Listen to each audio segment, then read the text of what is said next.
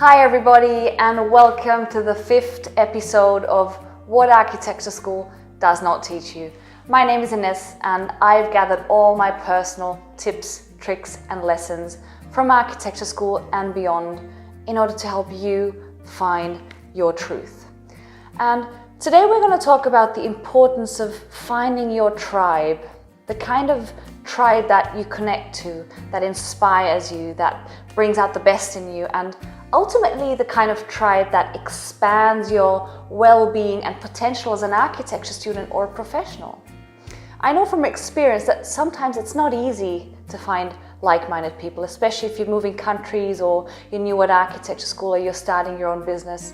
But I have some tips for you that will help you find the right people and kickstart your creativity. At the beginning of my studies abroad, I basically started a new life chapter, which meant new beginnings, new challenges, new friends, and especially at the beginning, I really missed my friends, and I was searching for a new sense of belonging, a new sense of home.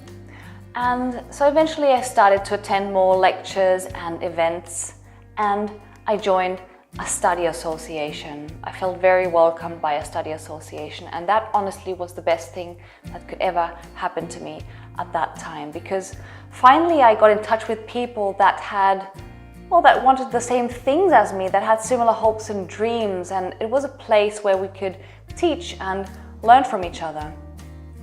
I suffered from an eating disorder for many years, and joining that study association was like that last touch I needed in order to leave it behind. And honestly, I never looked back. It was like level up. And you know why? Because I felt understood.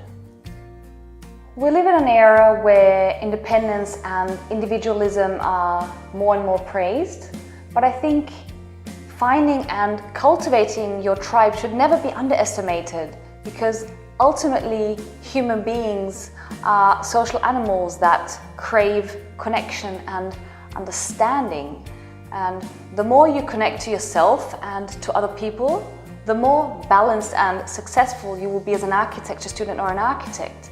And the more you'll be able to really design buildings that authentically connect people.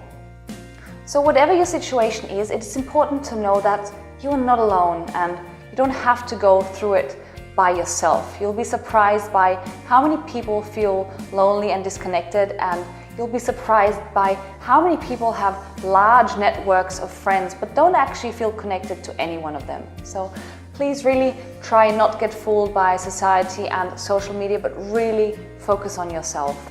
Now, whether you've just started architecture school or you've been studying for a while and you want to connect to more people, I can tell you for sure that the next study association would be very happy to have you as part of their team and their extracurricular activities, because that's what keeps them going.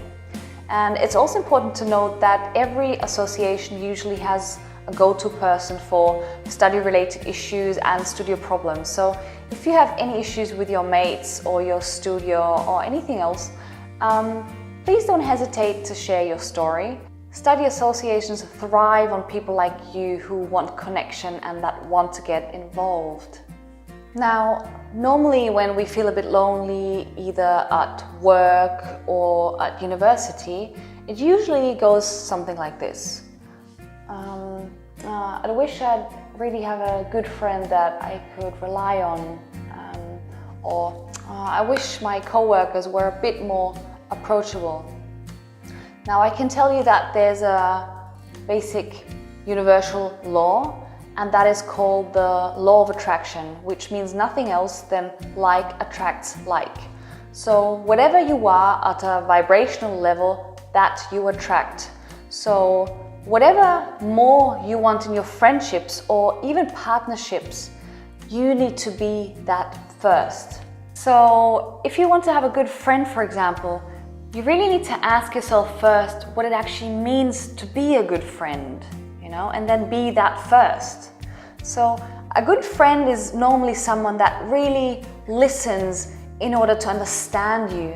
Someone that is not jealous, but someone that has your best intentions and someone you can rely on, So really try and embody that feeling of being such a good friend, you know, sit with it, see it in front of you every day and feel it with all your senses until your body starts to vibrate from all that happiness. And I can assure you, at some point soon, a special someone will enter your life. Or perhaps a colleague at work or your studio will turn into a really good friend. So instead of waiting for your co-workers to approach you, why don't you make the first step towards them? I mean, of course you're shy, but just do it. They won't bite and you'll feel better about it. There are some cases where it's more difficult to find your tribe. For example, if you've just moved countries and you're new at uni, or you just started your own business, or you just work a lot, know that sometimes there are times where you spend more time by yourself, you know? I mean, firstly, that's cool. Secondly, know that it's only temporary. And also know that when you enjoy so much of what you do and when you're so immersed in your studio at university or in your creative project or in your business, you don't need anyone around at all. That's because your creativity and the love for whatever you do keeps your cup so full that all you want to do is focus on yourself and your endeavors. It's called the flow state, and we can all get into it. Know that when you stand in your truth and follow your passion, you act like a magnet and you will draw the right people to you without a lot of effort. So really just try and focus on keeping your cup full, because in the end, that sense of belonging and that sense of home you so much crave is always you. You are your own best tribe.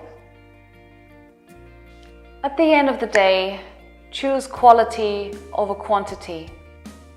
Choose intentional solitude over fake friends.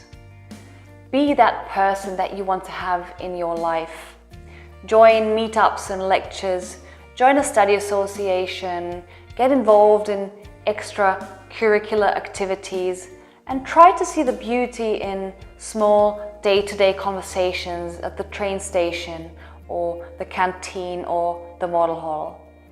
And when you do find people that support you, that defend you, that uplift and empower you, never let them go. Friendships are like plants. You need to water them and cultivate them. But it's worth the effort because they are such rich food for the soul, and they will make your project so much better and your work so much more fun.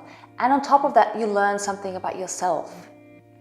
In the end, friends who love you and have warmth for your creative life are the best sons in the world. Now it's your turn to speak out. What do you do to meet like-minded people, and how do you cultivate your friendships when you're very busy? Let us know in the comments below. And of course, thank you so much for watching. I hope you can take some of it back home and apply it to your own life. Don't forget to always fill up your cup first before you can fill up anybody else's. For more tips, tricks and lessons, don't forget to subscribe to my YouTube channel, my Twitter, and of course my Instagram at WASDNTY. And once again, it was a pleasure.